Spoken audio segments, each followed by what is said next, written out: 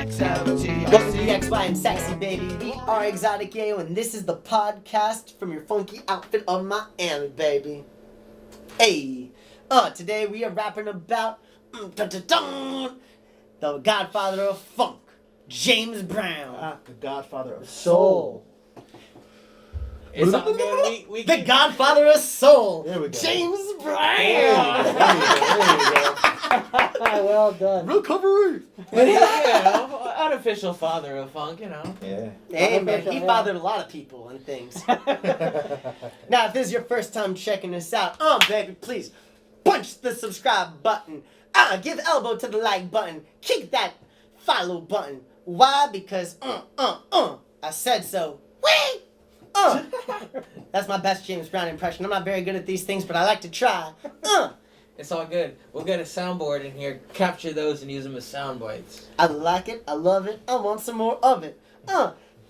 Now, we like your funky fellas, and not only do we like that, let me introduce these fly motherfunkers for you. Now, before closed captioning tells me that I said something I did not say, I want to let you know that Funkers is spelled Funkas, baby. Why? Because I said so.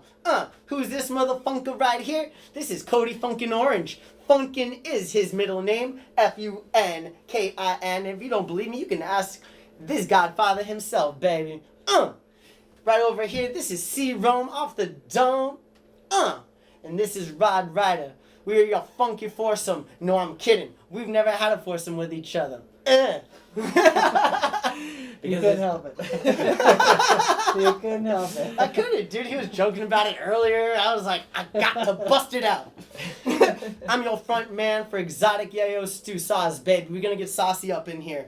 Again, like, subscribe, follow, show us some love, and then go to our Xotic Yeyo website, XOTICYEYO.com, and grab yourself a nice, pretty shirt like mine. Oh, I look so pretty. Big thanks to Social Ubiquity, who is sponsoring this podcast for us. All right, That's right, baby. they're the premier. What is it? Social media.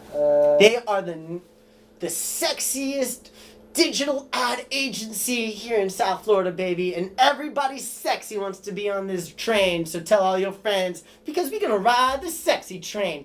Toot, toot, motherfunker, toot, toot. There you go, like he said.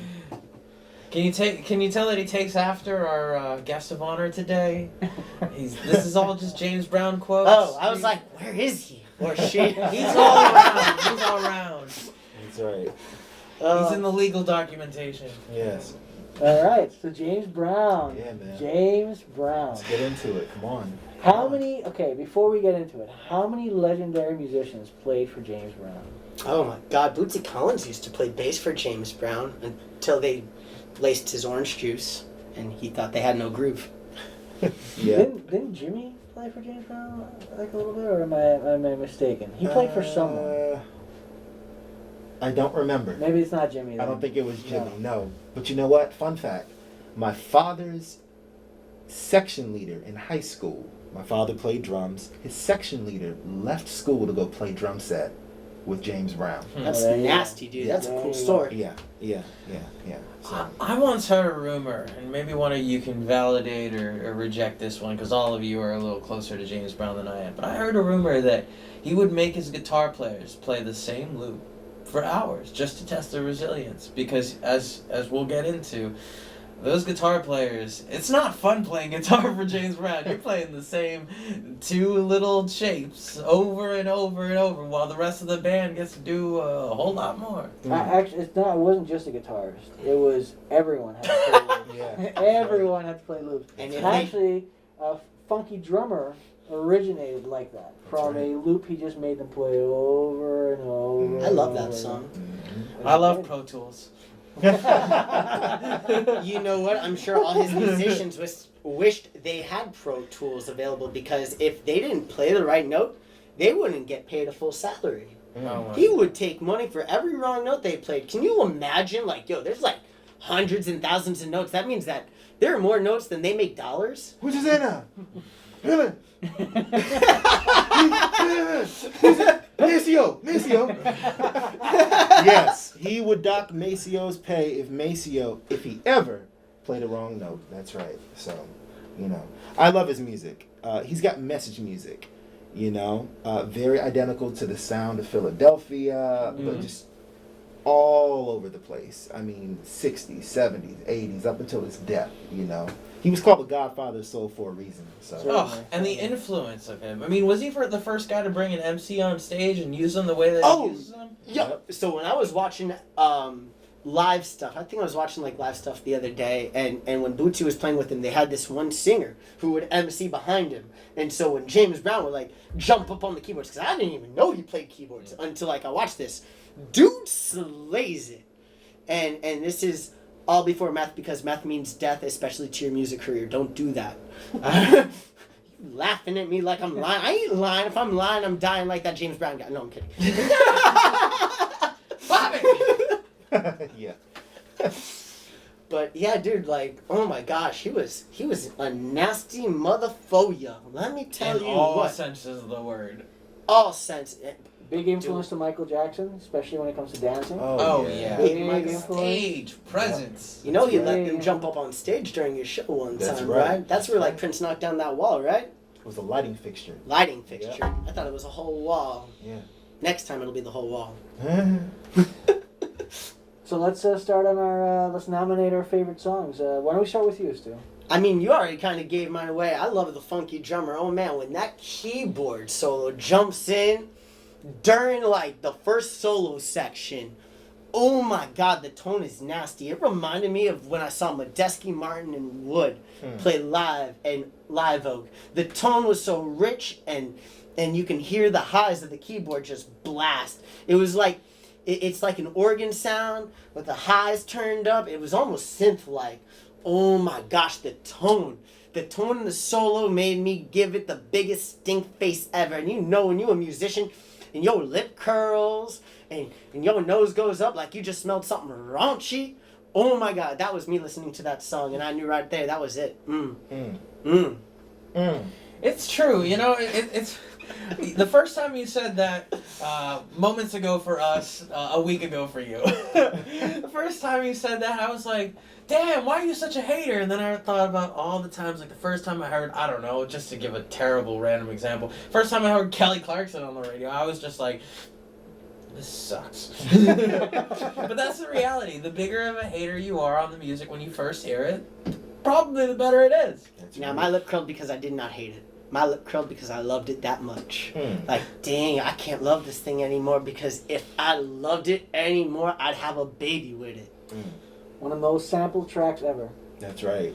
After the Amen break, one of the most sampled tracks ever. Love it, man. That Amen break is in everything. A funky drummer too. So, why don't we go to you?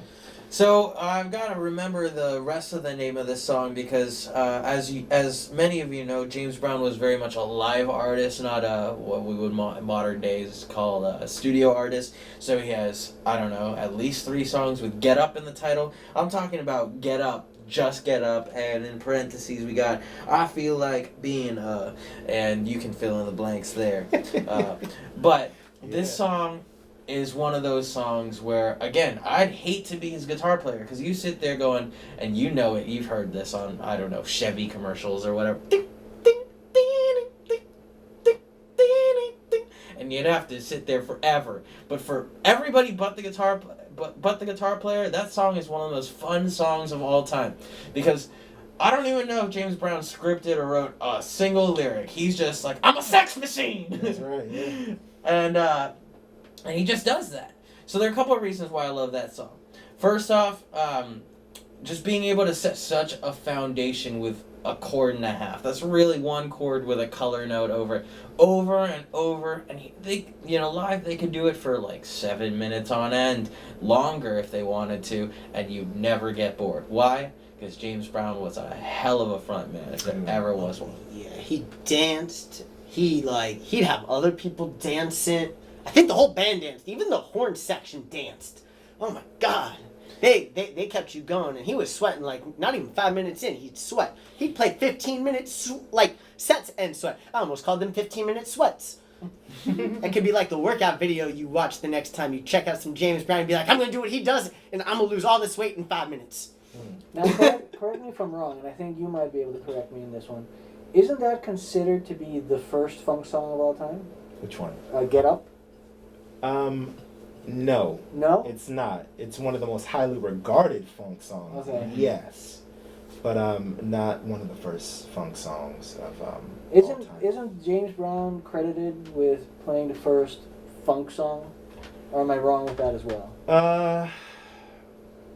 I don't know. I wish so- I knew. So there's a video that I can link in the description because it actually gets into Get Up, and that's where I really first got this this passion for this song because of its influence on funk and how it sort of laid a template off of which so many other things were created. So whether or not it was the first one, it was definitely an early trendsetter that really led the way for funk. But another really important thing in that song is that color note, that ninth. If you're a musician, that's the most common sound you hear in music today. That's the foundation of neo soul, the new R&B stuff. Everything just throws the 9 onto everything. All your Instagram guitar players, all of your Instagram keyboard players, they're all just doing that. Throw the 9 on everything thing, and then suddenly it becomes soulful. And you got the Godfather to credit for that. Oh, you know what? That band Xotic, Yeyo throws the 9 on a lot. Oh, that's us. Yeah, we throw the 9 on a lot of stuff, and totally influenced by James Brown. I'm not even gonna lie. I've heard it from the Commodores. I've heard it from James Brown. I have heard it from Prince. Prince, if it weren't for Prince's song Kiss, I don't think I'd know what a 9 chord was. Oh my gosh. But we got a couple other songs to cover. So who's up? Is it Cody? I'll go. My favorite James Brown song, Say It Loud, I'm Black and I'm Proud, for obvious reasons, but let's just start with the fact that it resonates so well with what's going on today in American society. I think it's such a killer title. It's the chorus.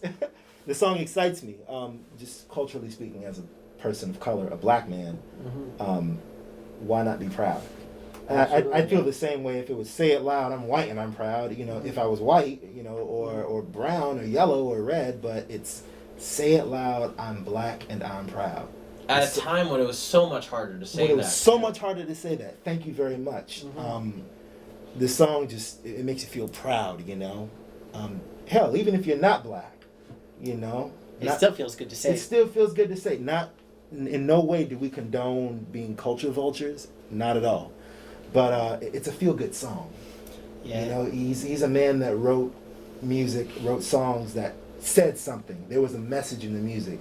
Like I identified with the sound of Philadelphia, the Philly sound. That was message music, James wasn't really on that same wavelength at that time during the 60s and 70s, but everything he put out, whether the lyrics touched you or the grooves were infectious or the horns were just splitting right to your soul.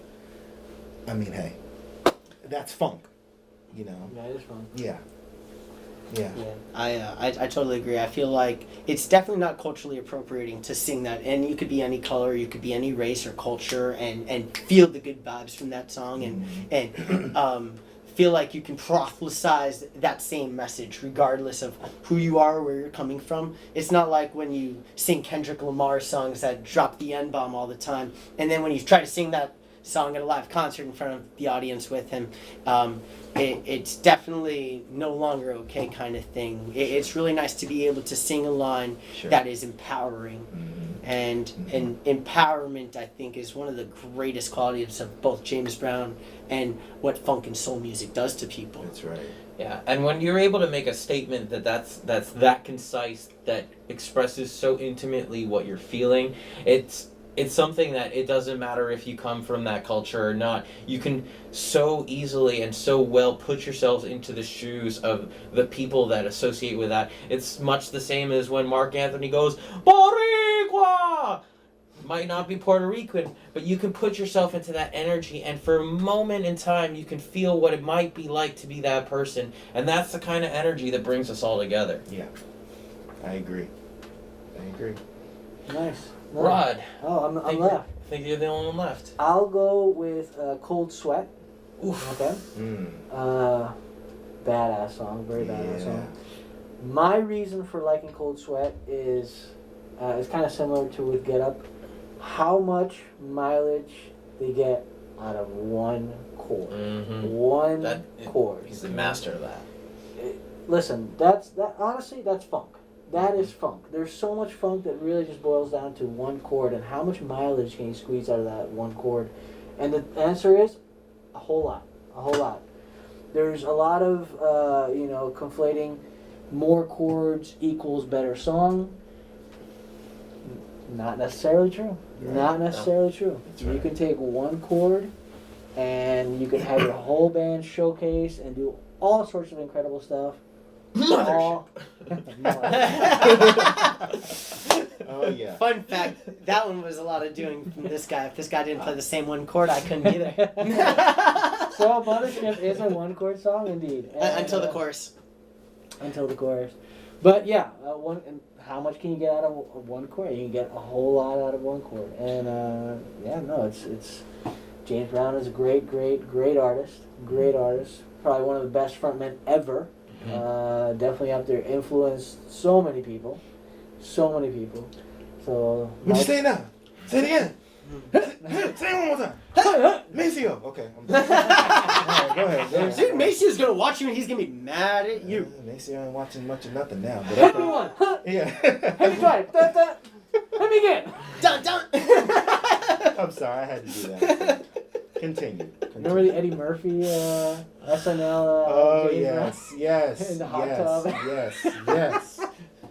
Talk about iconic. I know, right? You know. That's how iconic James Brown is. Right. Got Eddie Murphy doing him in the 80s. Right. In the 80s. Yeah. And if you like the way Eddie Murphy does James Brown, you would like to hit the like button, give us a funky follow, baby. Hook us up in the comment section. Why? Because you want to with your bad self. All right, let's start picking our top 4. So Okay. let's start with you, Stu. What is your number 4 of those songs? So let's reiterate. We've got Get Up. We've Yes. got Funky Drummer. Yes. We've got Cold Sweat. And we've got Say It Loud, I'm Black and I'm Proud. Yes. Did I get all those right? Yes, sir. Yeah, I think I'm going to put Cold Sweat as my number 4. All right. I'm going to have to agree. And the difference between Cold Sweat and Get Up for me is actually not that at some point in Get Up they use more than a handful of chords, but it just comes back to icon. You know, all you got to do is walk outside and hear ding, ding, ding, ding, ding. And I just don't have that vibe with Cold Sweat. Fair enough. Funky Drummer. Ooh, says the drummer. Wow. Says the funkiest Funky drummer. drummer. I don't want to say this the wrong way, but you guys can help me put it politically, in a correct way. It doesn't do it for me, just because of the title. I first heard the song when I was 10, and I expected something completely different from what I heard. Again, not exposed to James Brown, a lick before a stick before hearing it, but it's a tight song. But compared to other works that he's done, it's a strong number 4.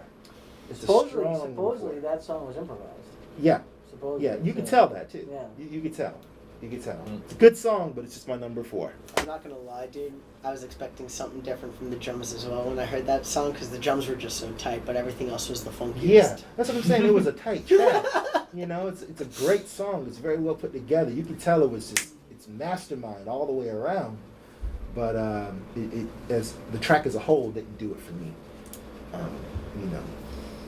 So yeah. So it's on me now. Despite the fact that I nominated it, and despite the fact because I really like it, I'm still gonna put Cold Sweat number 4 as well. So I'm gonna agree with these two fellas and put Cold Sweat number 4. Yeah. All right. Stu soft. I'm still in a high 5 state of mind. Hence the masks. Cody, let's continue with you. Number 3. My number 3. Okay. Did you get it? Yep. Oh, okay. Yeah, he You did. got 3 Cold Sweats. Yeah, he did. Okay, I couldn't remember. It's okay. My number 3. You ready? Yes. You ready? Ha! Okay. Hit it! Maceo. All right, here, Let's check it out. Say it loud. I'm Black and I'm Proud. What? Yes. Yeah, I'm wondering the same thing Rod's doing. Like, Yeah. I can't explain it too much. I'll throw this a little bit at you, where the both of you mentioned simplicity is key. Mm-hmm. You can only stretch the very little that you're given, and you can only take it so far. While Say It Loud, I'm Black and I'm Proud is a message song, and I'm proud of it, don't get me wrong, I'm going to have to scale it back towards take away the lyrics. How much can you do with that one chord? How far can you take it? Where can you take it? Lyrically is a whole different discussion. You know, there could be no lyrics to the song I'm Black and I'm Proud except for the chorus. Mm-hmm. Does the music do it for you? Does the chorus do it for you? Does the song speak to you the way that the other songs would? So it's a strong 3 for me. Stew sauce. I'm so torn because I really like a lot of these songs. In fact, I like them all. They're good songs. I don't even know what my other choices were. I know Funky Drummer is still up in the air. There was, I already said your song, right? Was Get it Up? No, you said my song. I saw your Cold song. Sweat. Cold Sweat. Okay, so I still got Get Up, and I've got Say It Loud, I'm Black and I'm Proud. I have to say that, oh man, Funky Drummer is my 3. And the reason why is because when I was expecting something different, I was expecting some Nate Smith kind of drumming, Yeah. and I didn't get that. What I did get was the funky keyboard sounds, and what I did get was the bass grooves, but I didn't get the drums I wanted, and that made me very disheartened. And gosh, I just wish Nate Smith was on that track. Or Steve Jordan. I don't know Steve Jordan. Who's he play with? Look him up. I Isn't got that Clyde to. Stubblefield on that track? It's either Clyde or Jabo. John Starks. They call him Jabo. But it's either Clyde or John on the Or track. Clyde, your pops, or a different Clyde? No, Clyde Stubblefield. The late great Stubblefield. Clyde Stubblefield. Actually, Clyde passed away He did. the night of a gig that we had at 109 Burger Joint. That's true. That was Yeah. 3.5 years ago. I remember you posting about that. Yeah, I remember the day. So, but Yeah, anyway. you were shook, man, because I remember you you were in that corner and you were talking about it, and then we were like, Yeah. yeah, you then, felt that. Then we had to go to work and play. Yeah. So, yeah. I've got to go with Funky Drummer here, and when it comes down to the top 3, it's just got to go with Icon. I think Say It Loud, I'm Black and I'm Proud is an iconic statement, and Get Up is an iconic sound. So by process of elimination, that leaves Funky Drummer. I'm also going to go with Funky Drummer, pretty much for the same reasons you just mentioned. Honestly, James Brown is really hard to rank. Very Yes. hard to rank. Yes. Because he's such a groove guy. Honestly, we are probably Right. missing so many songs. So please, in the comments, tell us everything we're missing. And We didn't even touch Living in America. Oh my God, that. So that means you got to Sex probably leave like 2 Machine. comments. I know that you're gonna be like, yo, you left this song out. You left Comments this song out. away. We probably agree with you. Honestly, it's. There's another Get Up. Get up off of that thing. Yeah. People Hey, get up. I And, people mean, get up and drive your. This guy's got so many honorable mentions. It's Yes. endless. Yeah. So please let us know. Number 3, my number 3, Funky Drummer. Is that all, everyone? Yeah, let's Yeah. swing back around.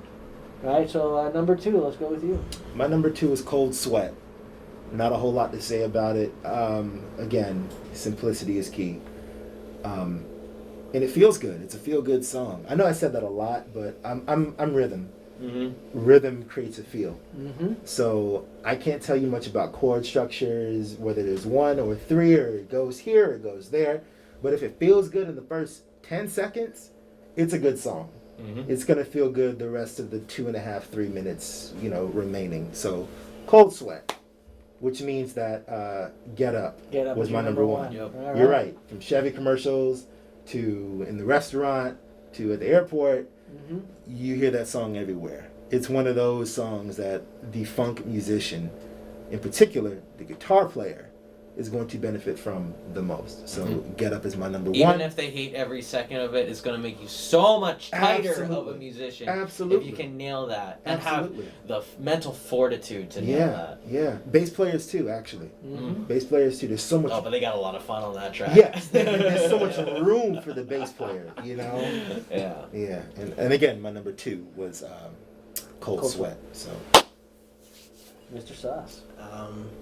Did I say Cold Sweat was my number 4, or did I say That Get was Up? number Yeah, 4. those are 4. I want to say Get Up is my number 2. And the reason why is because I'm someone who hates to play the same chord over and over again. I think variety is the spice of life. And so even if it was the same chord, I could tell you that I would never get paid because I'd probably play different chord voicings and James Brown would not have me like he stopped having Bootsy Collins.